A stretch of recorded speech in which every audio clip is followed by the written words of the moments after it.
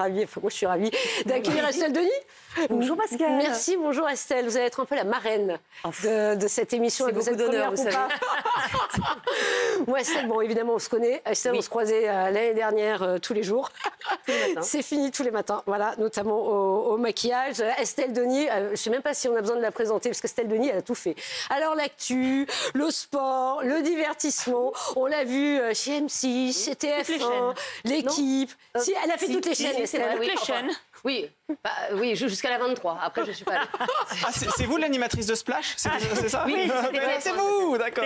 Voilà, regardez, alors voilà, là, tout le parcours d'Estelle Denis. Instable ou insatiable, Estelle Denis? Non, mais j'aime bien les nouveaux projets et j'aime bien qu'on me propose des choses. Donc, en fait, et je m'ennuie assez vite. Ouais. J'ai un coefficient d'ennui assez fort. Donc, voilà, en fait, quand je m'ennuie et que tout d'un coup, on me propose un autre truc que j'aime, eh ben, je n'hésite pas à partir. Oui, je comprends. On a retrouvé votre première télé, Estelle. Ah oui. Parce que oui, ça date pas d'hier. Bah ça, c'est un cadeau. Non, c'est une photo. Ah, c'est une photo, c'est un cadeau. C'est pour vous, je crois que c'était en 98. Estelle Denis. À France Télévisions. Oui, non, c'était en 2000. C'était juste avant. 2000. On nous a dit juste 98. Ouais, non, juste non, avant l'euro. Ça il y a marqué le journal de l'euro, donc c'est avant l'euro et c'était l'euro 2000. Et oui, donc j'avais 23 ans. 23 ans, Estelle. Ouais. Il y a beaucoup de choses qui ont bougé. Je voyais déjà. La coupe de cheveux déjà. Ouais, la coupe de cheveux. Ouais, déjà. Et puis, puis moi, on avait fait des commentaires sur votre coupe de cheveux en disant elle est un peu garçonne. Oui, alors, en fait, c'était mon patron de l'époque, Pierre Fernand Reich, qui m'avait dit non, mais il faut que tu te coupes les cheveux. Tu comprends, une fille, les cheveux courts, il n'y a pas. Ouais. Et c'est pas le meilleur conseil qu'il m'a donné. Il m'a donné plein de bons conseils après, mais celui-là, bof. Ouais, ça vous va bien, la coupe comme ça. Depuis 2021, donc, Estelle Midi sur RMC tous les jours entre 12h et 15h. On voit un extrait. On est très très heureux d'être avec vous jusqu'à 15h, comme chaque jour du lundi au vendredi. Et aujourd'hui, on sera avec Rémi Barré. Bonjour Rémi. Bonjour Estelle et bonjour à tous. On sera avec Daniel Riolo, bien sûr. Salut Daniel. Salut tout le monde. Les vacances furent bonnes? C'était quand ça? C'était il y a pas longtemps, je pense. Ah non, c'était vraiment longtemps maintenant. Je me rends pas compte, je suis rentrée la semaine dernière. Quasi 3 semaines. Ah d'accord. Ça fait long, 3 semaines. Bon, écoutez, excusez-moi de poser la question. Ça est rentrée un petit peu plus tôt, le 28, vous avez repris. Oui, on a repris le 28 août, c'est ça, toujours un petit peu avant tout le monde. Oui, c'est bien. Voilà, c'est la mise en route. On se rôde, on reprend le rythme pour la rentrée. Il y a des nouveautés cette année, Estelle? Oui, il y a des nouveaux chroniqueurs et on a un humoriste aussi qui vient de nous rejoindre, qui s'appelle Vincent Siroussi, qui est tout jeune, il a 27 ans et on l'adore. Il est là tous les jours à 14h30 dans l'émission. Alors, bon, les joies du direct, bien sûr. Pour l'instant, nous, on n'en a pas eu, mais je crois que... C'est la première. Hein. Ah, c'est la première, c'est ça. Attendez, on n'a pas fini. Il y a un petit problème technique, non? Oui, souvent. On ouvre le coffre, Laurie, on espère quand même que vous allez pouvoir remporter le jackpot.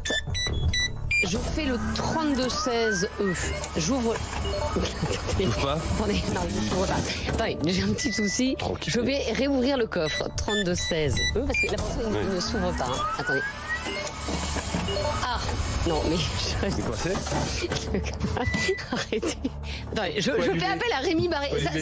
Ça sent le jackpot, oui, parce que quand on a le maillot, ça ne se grippe jamais. Attendez, je refais le 32-16E. C'est le bon code, vas-y, ouvre. On va laisser passer une très courte page de pub, Laurie. On vous reprend après. On adore, franchement, Estelle, on adore ça. Ça tombe toujours sur moi, ces trucs-là. C'est quand même dingue. Hein. Ce coffre, il est à RMC, à mon avis, depuis des lustres, et il faut que ça tombe ce moment-là. Mais vous avez ouvert ou pas, le coffre? Bah non, on n'a jamais pu. Ah, jamais pu? Non, on n'a jamais pu. D'accord. J'ai offert le jackpot à la personne qui appelait. Ah oui, donc elle a été gagnante. Elle était gagnante. Je ne sais pas si elle est dans le coffre, mais en tout cas, elle a tout gagné. Damien. C'est vrai qu'on se rend compte que vous faites partie de la grille de RMC et en regardant de plus près cette grille de rentrée, on se rend compte que vous êtes la seule femme à porter un rendez-vous avec Apolline de Malherbe qui anime la matinale. Est-ce qu'RMC, c'est pas un peu radio macho quand même? Non, parce que si tu fais le calcul, Apolline, elle a 2 heures, moi j'ai 3 heures. Ouais. Derrière, en fait, il y a 3 heures, donc juste avant nous, il y a les grandes gueules. Donc ils sont 2 garçons, on va compter un. Ensuite, derrière nous, tu as Vincent Moscato, puis Jérôme Roten, puis l'after. Mais en fait, il y a peu de rendez-vous sur RMC. On fait beaucoup de grosses tranches. Donc finalement, je pense qu'on est 2, peut-être sur 5 ou 6. Là, je te parle en semaine, parce que le week-end, il y a Marion Bartoli également. Mais tu vois, c'est finalement pas mal. Ouais. Et puis, pardon, mais vous êtes considéré quelque part sous une apparence féminine comme un mec. C'est-à-dire que vous les tenez, parce que Riolo, Roten, tout ça, c'est pas des gens qui sont très faciles à manier, Moscato. Or, vous y arrivez très bien. Donc, il y a... Et pourquoi une femme pourrait pas... Alors, tiens, on va regarder un extrait. On va voir parfois, chez Estelle Denis, ça pulse. Au contraire, je défends mes valeurs. Laisse-toi dominer. Moi, je n'ai pas envie d'être dominé. J'ai pas du tout l'impression d'être dominé. Si, je pense. Ah bah si, les gens comme toi. Non, tu peux pas dire ça, Daniel. Si, non, je peux le dire. tu peux pas dire ça. Je te dis juste qu'aujourd'hui, moi, le symbole me gêne. Ça me gêne pas qu'il écrive un livre. Je voudrais qu'on entende notre invité. Je pense pas qu'ils pensent comme toi, les militaires. Oui, le tais-toi est devenu ma marque de fabrique parce que c'est vrai que j'ai quand même dans l'émission pas mal de gueulards, on va dire. Donc parfois, pour se faire entendre, c'est compliqué. Donc voilà, je hurle tais-toi et normalement ça marche assez bien. Voilà. Tais-toi, c'est le secret. Bon voilà, Isabelle vous posait la question tout à l'heure. Pas des leçons à prendre. Tais-toi. Une grosse voix. Ah, j'ai une voix aiguë, mais ça peut. Estelle, il y a des débats agités. Bon, ça c'est tous les jours, de toute manière. Donc voilà, il faut regarder Estelle midi, tous les jours, midi 15h, des débats agités, des thèmes effectivement de société clivants. C'est animé, ça marche bien. Estelle Denis, ouais, exactement. L'audience, ouais. L'audience, ouais, tout, depuis qu'elle est arrivée. Non, pas depuis que je suis arrivée, mais oui, ça marche bien. Si, quand même, Estelle. Il y a des débats agités, et puis parfois, il y a des tensions. Estelle, je voudrais qu'on revienne sur une déclaration que tu avais faite sur la haine sur les réseaux sociaux. Tu me disais, je reçois 50 messages de mort par jour. On va en parler, je voudrais juste qu'on écoute ce que tu disais. Je reçois 50 menaces de mort par jour et pour ces menaces de mort, c'est pas 300 €, c'est 0. Et ce que je veux dire, c'est qu'aujourd'hui, la levée de l'anonymat, moi je suis désolée, mais ces gens, et Robert Sebag a raison, moi qui me menace de mort, qui menace de mort mes enfants, ces gens-là, je ne sais pas qui ils sont. Ils s'appellent Mamie du 62, truc du 64, je ne sais pas qui ils sont. Et en fait, si jamais il y avait une levée de l'anonymat ou du pseudonymat, parce que vous jouez sur les mots, ces gens-là, je peux vous dire, ils vous menaceraient pas de mort, ils insulteraient pas un enfant, etc. J'ai jamais critiqué ça. Donc voilà, très en colère, mais on comprend effectivement des menaces de mort. Encore, ça continue? Oui, moins, mais oui, j'en ai eu. Alors après, 50, j'ai peut-être un peu exagéré, mais en revanche, des insultes, ça c'est, je sais pas, 9 messages sur 10, des menaces, etc. Oui, on parlait de la levée de l'anonymat sur les réseaux sociaux. Personnellement, je suis pour.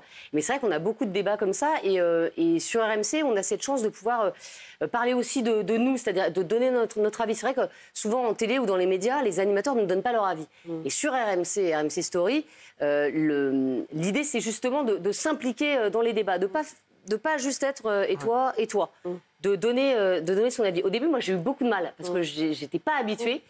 Et finalement, j'y ai pris goût et je le donne beaucoup, peut-être trop même d'ailleurs, mais voilà, mais j'ai vraiment pris goût. C'est sympa, en fait. Bah oui, ça marche bien, Damien. Oui, c'est vrai que vous y prenez goût et on le sent, mais auparavant, vous aviez tendance. Ah, j'ai cassé l'écran. J'ai pas cassé un truc. Désolé, j'espère que le matériel est en forme.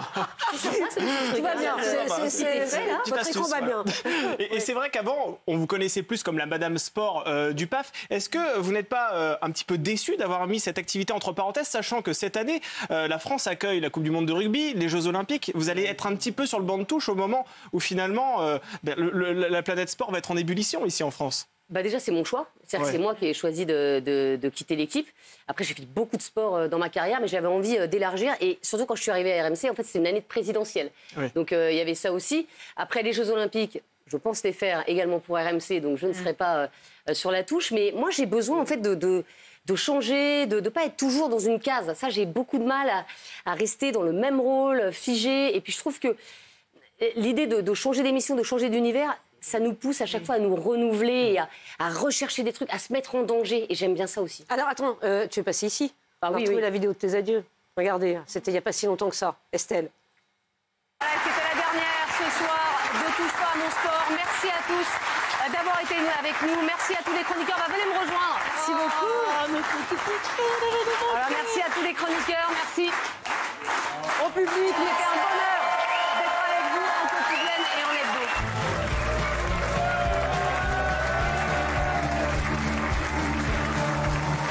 Voilà, c'est pour ça que je disais, elle fait un peu partie de la famille Estelle. En fait, et le privilège de changer. Oui, mais c'est toujours, à chaque fois, ça me bouleverse. Oui, je comprends. C'est toujours dur de quitter. C'est vraiment, en fait, à chaque fois, je crois que je suis jamais vraiment partie. Je suis en me disant, ah ouf, je pars. Je suis toujours partie, en fait, en me disant, mince, parce que j'ai envie de faire autre chose, mais je quitte des gens que j'aime. Voilà, c'était le cas pour l'équipe. Il y a des regrets sur cette émission? Touche pas à mon sport, qu'elle n'ait pas duré plus longtemps. Je vous souhaite beaucoup plus de longévité sur cette même case horaire. Mais oui, parce qu'on s'amusait bien. Pour le coup, on s'amusait bien. Mais bon, j'ai compris aussi. Et puis voilà. Et puis après, c'est la vie de la télé. On n'est pas propriétaire de sa case. Ah non, ça, et puis sûr. tout tourne. C'est pas parce qu'il y a ça aujourd'hui. D'autant que le sport rejoint souvent un effet divers. Donc, comme tu trouves beaucoup d'effets divers, ça permet de. C'est ça, de faire les deux. Un petit jeu. Ah bah Estelle, oui, un petit jeu. Ah bah oui. Ça paf ou ça casse, c'est pas de moi. D'accord. Ça paf ou ça casse. On va te montrer des vignettes. Tu vas choisir des vignettes. Il y a des questions derrière. Et tu vas y répondre. On va peut-être voir les vignettes. C'était ça le, c'est mieux, le cling. Oui. Ça marche bien ce jeu. Ouais. Voilà, on va voir les vignettes. Oui. Elles sont apparues. Elles sont arrivées, elles sont reparties. Et elles sont reparties. Donc elles sont là. Voilà, elles sont là. Alors, quelle vignette choisis-tu de retourner? Bah la une. La une. La une, c'est le ballon rond. On la retourne. Voilà, présenter une émission de foot quand on est une femme, ça passe, ça casse. Sans problème. Moi, j'ai jamais eu de soucis. Je l'ai fait sur M6, je l'ai fait ici. Oui, mais quand même, t'étais la première. Non, il y avait Nathalie Yanetta également sur Canal. Mais en fait, comme moi, je me pose pas la question du genre, hein, voilà, le mot à la mode. En fait, moi, j'arrive, je me dis pas, tiens, je suis une femme et je suis entourée de mecs. En fait, j'arrive et je me dis, je suis journaliste sportif et je vais faire mon émission. Et franchement, moi, ça m'a jamais posé de problème. Au contraire, j'en ai joué aussi parce que je me marrais beaucoup. Et je pense que ça a peut-être même été un atout. Est-ce que j'aurais été prise à ce rôle-là sur M6 pour présenter 100% foot si j'avais été un garçon? Peut-être pas, en fait. Je pense qu'M6, quand ils m'ont pris la première fois, ils se sont dit, on va aussi faire un coup. Voilà, parce que c'était la chaîne 0% foot en 98, c'était un petit peu planté. Tout d'un coup, ils veulent faire du foot. Et ça a donné une émission... assez lunaire, que moi j'ai adoré, qui était 100% foot. Tu es bien consciente que tu incarnes le foot, quand même, le sport, le foot en général, en tant que femme. Hein. Ça va être de moins en moins. Hein, parce que ça te manque pas? Si, ça me manque, mais en même temps, je peux regarder les matchs avec mon fils sans penser au sujet du lendemain. Donc ça, c'est assez agréable et je continue à aller au stade. C'est vrai qu'Estelle Denis, vous avez été précurseur pour les femmes. En tout cas, vous avez donné envie à beaucoup de femmes de faire ce métier. On se rend compte qu'aujourd'hui, il y a des femmes qui commentent des rencontres sportives sur l'équipe. On sait qu'il y a Candice Roland, par exemple, qui couvre des matchs. Maintenant, à Roland Garros aussi, il y a une femme aussi qui a commenté un grand match. Il y en a plein. Sur le tennis, il y en a toujours eu beaucoup. Il y en a eu beaucoup, mais on se rend compte que ça devient de plus en plus, en tout cas, monnaie courante de voir des femmes dans le sport. Et je pense que vous n'y êtes pas pour rien. Estelle, si c'est le cas, j'en suis fière. Voilà. Estelle, une autre question. Une autre case à retourner. On va revoir. Laquelle? La 2. Ça, je fais dans l'ordre. Bon, alors la 2, franchement. Quelle est la pire émission à laquelle tu as participé? Pourquoi Splash? Mais Splash, en fait, le seul regret que j'ai, en fait, j'ai aucun regret de ce que j'ai fait. Il n'y a pas une émission que je regrette. Donc, mais Splash, en fait, je me dis... L'idée d'être en robe de soirée à côté d'une piscine, c'était pas la bonne. Ça, clairement, j'aurais aimé plutôt être en la robe de soirée ou d'être à côté de la piscine? Non, la piscine, ça allait. Mais en fait, on s'est bien marré. Mais je pense qu'on aurait pu encore plus rire. Et finalement, ça marchait plutôt pas mal. Mais voilà, pour moi, j'étais trop guindée. J'avais un prompteur. J'ai horreur de ça. Alors, les robes et le prompteur, là, c'est sûr que ça pouvait pas me plaire. Mais je regretterais aujourd'hui. Aujourd'hui, je sais pas, parce que c'était il y a 10 ans. En fait, je venais d'arriver à TF1. A priori, je venais aussi pour une émission, pour d'autres émissions. Et puis finalement, quand on est à TF1, on est très bien payé, mais je faisais pas grand-chose. Donc j'avais aussi des scrupules à dire non. Enfin, j'aime bien mériter quand même mon salaire. Mais ça m'amusait. Voilà, le concept m'amusait. Ça avait cartonné aux Pays-Bas, choquant. Et franchement, on s'est bien marré. Les trajets, c'était énorme. On prenait tous le TGV. On allait à Schiltighem, à côté de Strasbourg. On a beaucoup rigolé sur cette émission. Mais ça a laissé une trace, hein? La preuve, c'est que 10 ans après, c'est une des émissions passées, rétamées, dont on se souvient encore. Mais pas rétamées, parce que, non, mais franchement, regardez vos fiches, je vous assure que ça avait bien marché. La dernière, non, je dis rétamées, c'est-à-dire qu'on n'en parle plus maintenant, il n'est plus question de la refaire. Ça, évidemment, il y a eu 3 numéros, donc comme c'était il y a 10 ans, il y a un moment, oui, c'est pas le plus grand succès de... C'est pas... Je veux dire, quand je mourrai, je n'ai pas envie qu'on retienne que ça, quoi. Voilà. Une dernière question, Estelle. Une dernière. Il y en a 5, une troisième case. Donc la troisième, c'est ça, si j'ai compris le principe. Mais n'importe, je te laisse choisir, tiens. Non, c'est toi l'invité. Ah mince, c'était l'Alliance. Ouais, moi tu connais la question. Oui, je crois, oui. Ah oui, tu la connais. Je sais pas, on m'en a posé tellement. Ah bon? Oui. Bizarrement, on m'en a beaucoup parlé. Ça a plus marqué les gens que Splash. C'est pas vrai. La demande en mariage. Je n'y étais pas pour grand-chose. Non, je n'y étais pour rien. Non, la demande en mariage de Raymond Direct. Ça passe ou ça casse? Bon, écoute, ça passe, hein, parce que là, c'était en 2008. T'as dit non, donc, mais je n'ai pas répondu. Donc voilà, puis comme maintenant nous ne sommes plus ensemble, a priori, ça ne se fera plus. Mais non, en fait, aujourd'hui, à l'époque, j'en ai pas trop rigolé, ça me faisait pas marrer du tout. Et maintenant, j'en rigole. Voilà. Ouais. Donc, mais sur le moment, tu as été un peu saisie. Sur le moment, j'étais quand même en direct. Donc, en fait, et l'équipe de France venait de se faire éliminer. Et comme donc Raymond était le sélectionneur, c'était pas une émission facile. C'est pas la meilleure émission. Et donc, ça plus la demande, tu vois, il y a un moment où tu te dis, l'heure va être longue. Voilà.